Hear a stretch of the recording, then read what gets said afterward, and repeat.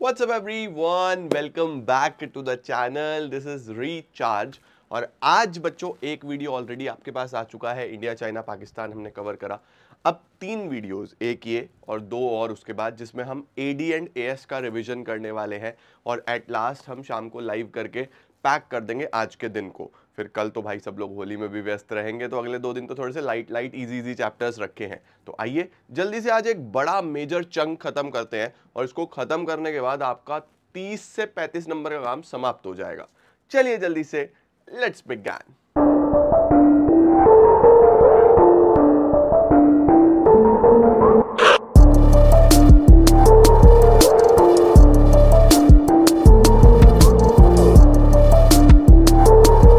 Start करते हैं बच्चों सबसे पहले चैप्टर के साथ, जो कि है हमारे पास aggregate demand and related concepts. इसके अंदर मेनली हमको एग्रीगेट डिमांड के बारे में पढ़ना है, उसके कंपोनेंट्स के बारे में पढ़ना है, एग्रीगेट सप्लाई को पढ़ना है, उसके कंपोनेंट्स को पढ़ना है।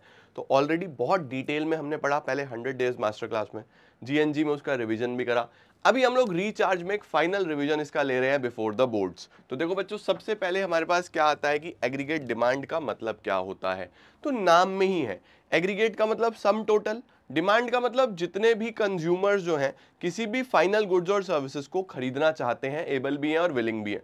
तो एक इकोनॉमी में जब हम सारे ही सेक्टर्स की डिमांड को इकट्ठा कर देते हैं तो उसको हम एग्रीगेट डिमांड बोल देते हैं। उसके अंदर 4 लोग आ जाते हैं, चाहे वो कंज्यूमर्स हो, चाहे वो फर्म्स हो, चाहे वो गवर्नमेंट हो, चाहे वो फॉरेन सेक्टर हो, यानी रेस्ट ऑफ द वर्ल्ड हो। तो 4 कंपोनेंट्स भी होते हैं एडी के, सी यानी कि कंज्यूमर्स या हाउसहोल्ड्स, आई यानी फर्म्स की इन्वेस्टमेंट्स, जी यानी गवर्नमेंट, और एक्स माइनस एम यानी export minus import, foreign sector की बात कर रहा है। ठीक है, तो देखो aggregate demand refers to the total value of final goods and services which all the sectors of an economy are planning to buy at a given level of income during a given period of time या one accounting year।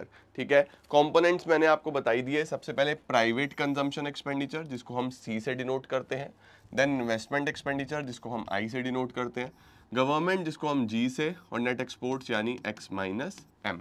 तो अगर हम बात करें तो AD is equal to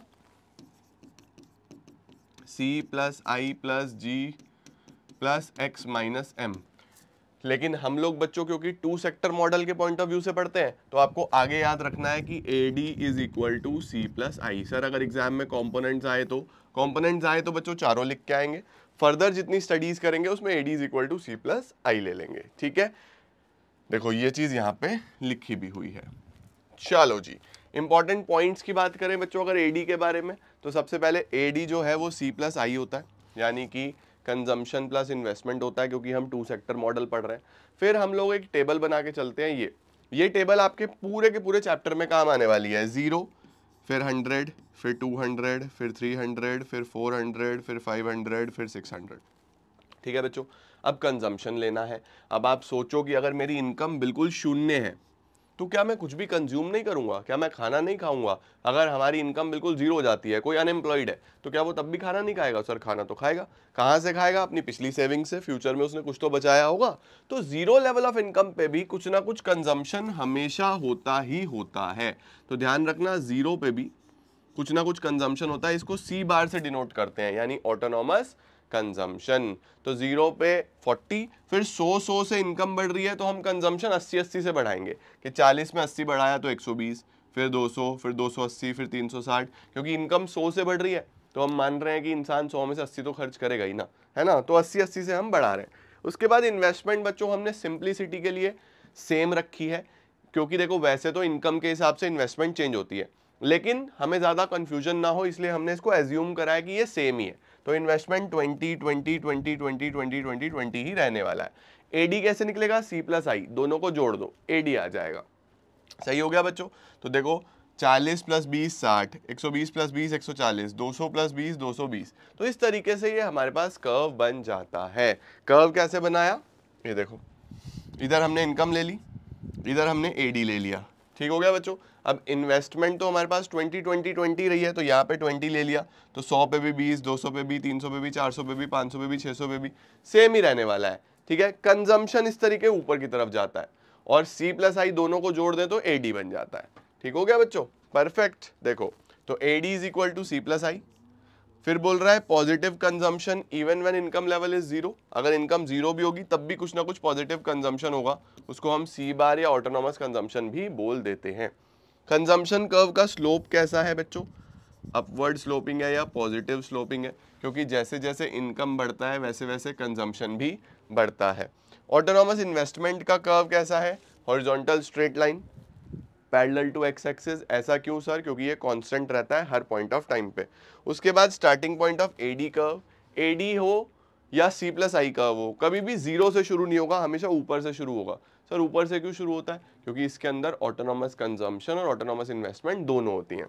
इसके बाद बच्चों एडी का स्लोप हो गया, ये भी आपको मैंने दिखाई दिया, यहाँ पे एडी की जगह कंजम्पशन कर्व का स्लोप ले लो, वो ऊपर आ गया था, एडी ही ले लो। फिर एडी का स्लोप कैसा है, अपवर्ड, क्योंकि जैसे जैसे इनकम बढ़ती है वैसे वैसे एडी भी बढ़ता है। देखो इनकम बढ़ रही है तो एडी भी बढ़ रहा है ना, पॉजिटिव रिलेशनशिप। ठीक हो गया बच्चों, तो this is all about AD.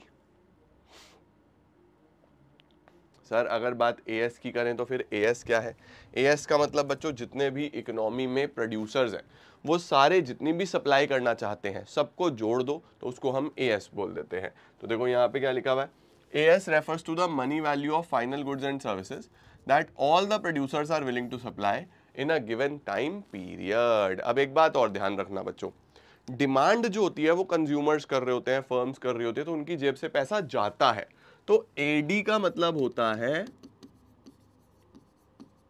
Aggregate expenditure, ठीक है। वहीं पे जब सप्लाई होती है तो प्रोड्यूसर्स करते हैं, प्रोड्यूसर्स जब सप्लाई करते हैं तो उनकी जेब में पैसा आता है, सप्लाई करेंगे तो पैसा आएगा ना। तो एएस में हम बोलेंगे कि इनकम होगी, तो AS is equal to national income. तो ध्यान रखना एडी का मतलब एग्रीगेट एक्सपेंडिचर होता है और एएस का मतलब नेशनल इनकम होता है। अब जितनी भी इनकम, देखो एएस का मतलब इनकम है, अब आप अगर इनकम कमाते हो तो इनकम का क्या करोगे, इनकम इज इधर कंज्यूम्ड और सेव्ड, भाई या तो उससे खर्चा करोगे या उसको सेव कर लोगे। तो इनकम को हम लोग बोलते हैं कि major portion of income is spend on consumption और बाकी सेव किया जाता है। तो एएस बोल दो या इनकम बोल दो, इसके दो कंपोनेंट्स होंगे सी प्लस एस। तो एडी के कंपोनेंट्स कौन कौन से हुए, सी प्लस आई, एएस के कंपोनेंट्स कौन कौन से हुए, सी प्लस एस। एडी का मतलब जब डिमांड होगी, एएस का मतलब जब सप्लाई होगी। ठीक हो गया बेटा, ओके। अब देखो यहां से फिर से वही इनकम ये रही, कंजम्पशन ये रही, सेविंग कैसे निकलती है, इनकम माइनस कंजम्पशन। भाई 600 की इनकम है, 520 खर्च कर दिए तो 80 की सेविंग।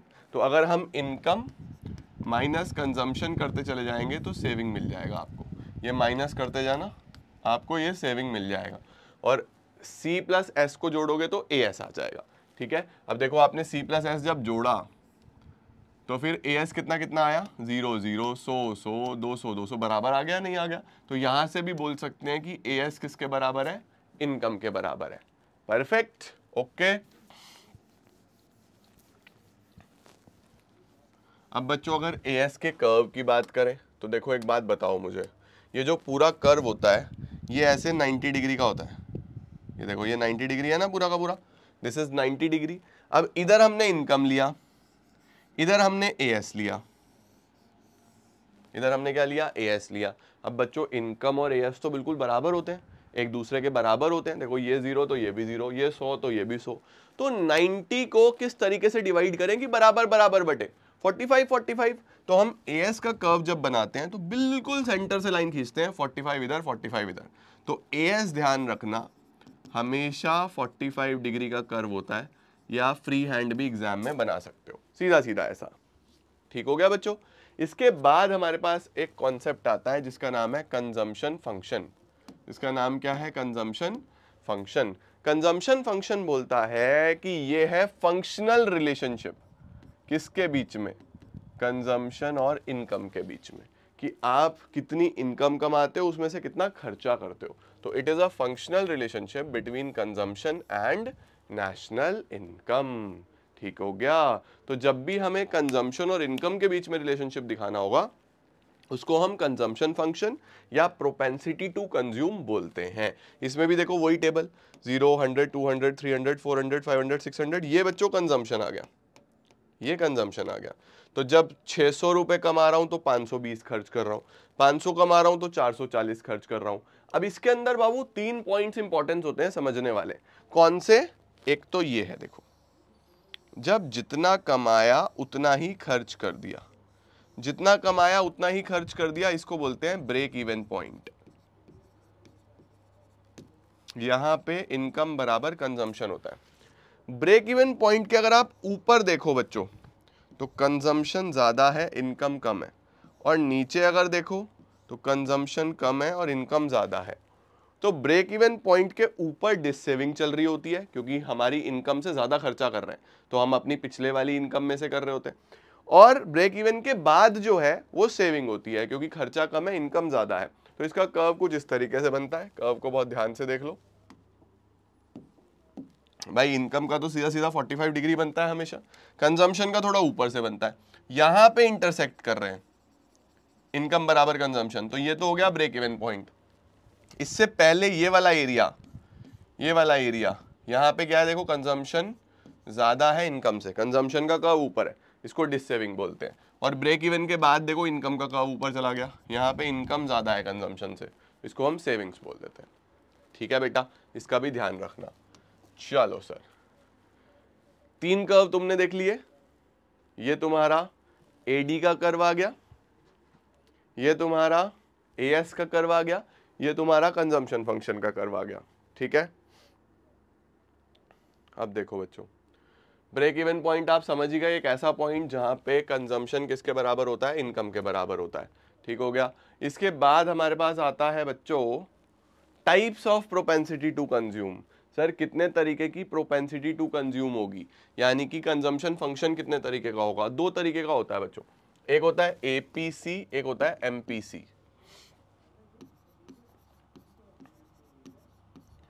एपीसी होता है सी अपॉन वाई, एमपीसी होता है delta C upon delta Y.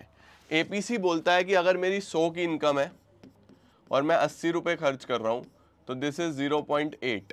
ये इनकम के साथ कंजम्पशन का रिलेशन दिखाता है।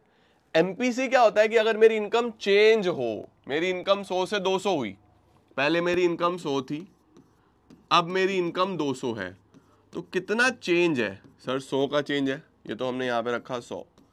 कंजम्पशन मेरा पहले 80 था, अब मेरा कंजम्पशन 120 है, तो कितना चेंज है? 40 का चेंज है, ये हम यहां रखेंगे, तो ये आ गया 0.4।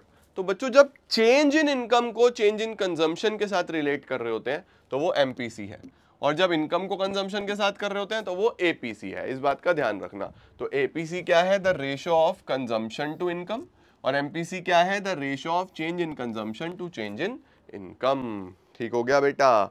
उसके बाद देखो, फिर से वही इनकम लिया हुआ है, कंजम्पशन लिया हुआ है, एपीसी सी अपॉन वाई करके निकाल लो सीधा सीधा। Right, perfect. इन्वेस्टमेंट का क्या मतलब होता है? एसेट्स को बनाने में जो खर्चा आया उसको इन्वेस्टमेंट बोलते हैं। अच्छा, एपीसी के बारे में कुछ इंपॉर्टेंट पॉइंटर्स हैं। देखो, एपीसी होता क्या है? सी अपॉन वाई। ठीक है, एपीसी क्या होता है? सी अपॉन वाई। अब देखो, अगर मेरी इनकम 100 है, क्या एपीसी मोर देन 1 हो सकता है? तो उसके लिए कंजम्पशन ज्यादा होना पड़ेगा, तभी तो मोर देन 1 होगा। सपोज कंजम्पशन 120 है, तभी तो ये 1.2 होगा। 110 है तो 1.1 होगा, 150 है तो 1.5 होगा, है ना? तो क्या एपीसी मोर देन 1 हो सकता है? हम बोलेंगे हो सकता है, डिस सेविंग में होता है। As long as consumption is more than income before the break even point, APC ज्यादा होता है। एपीसी 1 के बराबर कब होगा? जब दोनों बराबर होंगे, यानी ये भी 100, ये भी 100, वैल्यू आ गया 1, एपीसी 1 के बराबर आ गया। अब एपीसी अगर 1 के बराबर आया, इसको बोलते हैं ब्रेक इवन पॉइंट। तो ब्रेक इवन पॉइंट पे एपीसी इज इक्वल टू 1। ठीक है, तो at break even point APC 1 होगा। क्या एपीसी लेस देन 1 होगा? जनरली तो बच्चों लेस देन 1 ही होता है। इनकम से जब कंजम्पशन जो है वो कम होगा तो एपीसी लेस देन 1 ही आएगा। तो beyond the break even point consumption is less, तो एपीसी लेस देन 1 होगा। आगे बोल रहा है कि जैसे जैसे इनकम बढ़ती है एपीसी फॉल करता है, जैसे जैसे इनकम बढ़ेगी एपीसी फॉल करेगा। देखो, इनकम बढ़ रही है तो एपीसी 1.2, 1, 0.9, 0.90 फॉल कर रहा है, एपीसी फॉल करता है। उसके बाद APC can never be zero, APC कभी भी जीरो नहीं होगा। एपीसी के जीरो होने के लिए कंजम्पशन का जीरो होना जरूरी है, वो कभी जीरो होता नहीं है। ये जीरो होगा तभी तो जीरो आएगा, कंजम्पशन जीरो हो नहीं सकता। इनकम जीरो होगी तब भी कंजम्पशन होगा, तो कंजम्पशन तो जीरो हो नहीं सकता बच्चों। ले लो स्क्रीनशॉट। उसके बाद इन्वेस्टमेंट में बच्चों हमारे पास दो तरीके की है, ये एक्स पोस्ट और एक्स एंट। यहाँ कहीं लिखा नहीं हुआ, मैं तुम्हें बता देता हूँ। एक्स एंट और एक्स पोस्ट में क्या फर्क होता है बच्चों? एक्स एंट होती है जो हमारी प्लान्ड इन्वेस्टमेंट होती है, जितना हम करना चाहते हैं, और एक्स पोस्ट का मतलब होता है एक्चुअल इन्वेस्टमेंट, जितनी हमने एक्चुअल में करी। तो ध्यान रखना, अगर कहीं भी एक्स पोस्ट आए तो इसका मतलब एक्चुअल इन्वेस्टमेंट, एक्स एंट आए तो इसका मतलब प्लान्ड इन्वेस्टमेंट। ठीक है, फिर उसके बाद बच्चों एमपीसी आ रहा है। एमपीसी मार्जिनल, इसमें आपको चेंज देखना है कि कितना चेंज, यानी जैसे यहाँ पे 100 से चेंज हुआ और यहाँ पे 80 से चेंज हुआ तो ये 0.8 आएगा। ऐसे ही यहाँ पे 100 से चेंज है, चेंज तो हर बार 80 का ही था, 80 80 80, और यहाँ 100 100 100, तो 0.8 0.8 0.8 ही आ रहा है। ठीक है, एमपीसी का हमेशा ध्यान रखना, जो वैल्यू है 0 से 1 के बीच में चलती है। एमपीसी की मिनिमम 0 है, मैक्सिमम 1 है। एमपीसी ना तो नेगेटिव होगा, एमपीसी ना ही 1 से ऊपर जाएगा, 0 से 1 के बीच में घूमता रहेगा बच्चों हमेशा। एमपीसी पुअर का हमेशा ज्यादा होगा रिच से, पुअर का एमपीसी हमेशा ज्यादा होगा, क्योंकि गरीब की नीड्स पूरी नहीं होती तो इनकम बढ़ने से वो खर्चा ज्यादा करता है हमेशा। उसके बाद बोल रहा है कि जैसे जैसे इनकम बढ़ेगा आपका एमपीसी जो है वो भी फॉल करता चला जाएगा। ये एक जनरल कॉन्सेप्ट है, ये बोल रहा है कि जैसे जैसे आपकी इनकम बढ़ेगी तो आपका ओवरऑल कंजम्पशन जो है वो कम होता चला जाएगा। परफेक्ट। इसके बाद बच्चों वी हैव सेविंग फंक्शन। इसके बाद क्या आ रहा है सर? इसके बाद हमारे पास सेविंग फंक्शन आ रहा है। सेविंग फंक्शन क्या है? It is the functional relationship between savings and income, कि इनकम में से आप कितना सेव करते हो उसको हम सेविंग फंक्शन बोलते हैं। तो देखो यहाँ पे इनकम 0 है, सेविंग माइनस का 40 है, यहाँ 100, यहाँ -20, तो इस बार इनकम का रिलेशन सेविंग के साथ दिखा रहे हैं, पिछली बार इनकम का रिलेशन कंजम्पशन के साथ दिखा रहे थे। ठीक है, कर्व कैसा बनता है बच्चों? इस तरीके से बनता है। देखो, सेविंग नेगेटिव से शुरू हुआ, जब 0 था तो सेविंग नेगेटिव था, जब 100 हुआ तो सेविंग -20 था, जब 200 हुआ तो सेविंग 0 हुआ। अब एक बात ध्यान रखना बच्चों, जब इनकम बराबर कंजम्पशन होता है कि 200 रुपए की इनकम है, 200 का ही कंजम्पशन है, तभी तो सेविंग भी 0 होता है, तभी तो सेविंग भी 0 होता है। इसका मतलब ये है कि ब्रेक इवन पॉइंट आपको दो जगह पे मिल सकता है, या तो इनकम बराबर कंजम्पशन या सेविंग 0। तो ये जो सेविंग 0 आ रही है ना, इसको भी हम ब्रेक इवन पॉइंट ही बोलेंगे। और देखो, ब्रेक इवन पॉइंट से पहले negative saving, break even point के बाद पॉजिटिव सेविंग, वो तो सेम है। परफेक्ट हो गया बच्चों। तो देखो, सेविंग कर्व का स्टार्टिंग पॉइंट हमेशा कहां से होगा? नेगेटिव से। Slope of saving curve upward sloping, क्योंकि इनकम के साथ साथ सेविंग भी बढ़ती है। ब्रेक इवन पॉइंट पे सेविंग 0 होती है, और पॉजिटिव सेविंग कब आती है? ब्रेक इवन के बाद। परफेक्ट, बढ़िया सर। इसके बाद हमारे पास types of propensity to save आता है। जैसे कि हमारे पास कंजम्पशन फंक्शन दो तरीके का था, एपीसी एमपीसी, वैसे ही सेविंग फंक्शन भी दो तरीके का है, एपीएस एमपीएस। अगर इनकम में से कितना सेव करा ये देखा तो उसको एपीएस बोलेंगे, और इनकम चेंज होने की वजह से कितना सेविंग में चेंज आया उसको एमपीएस बोलेंगे। ठीक है, तो देखो, APS refers to the ratio of saving to level of income and MPS refers to ratio of change in saving to change in income. Perfect, ठीक हो गया बेटा। अब APS के बारे में जान लो। APS क्या है सर? APS बच्चों S/Y है ना।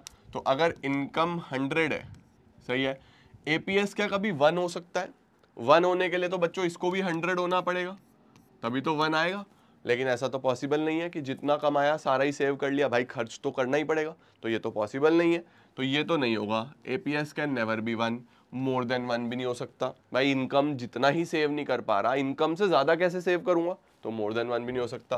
क्या APS 0 हो सकता है?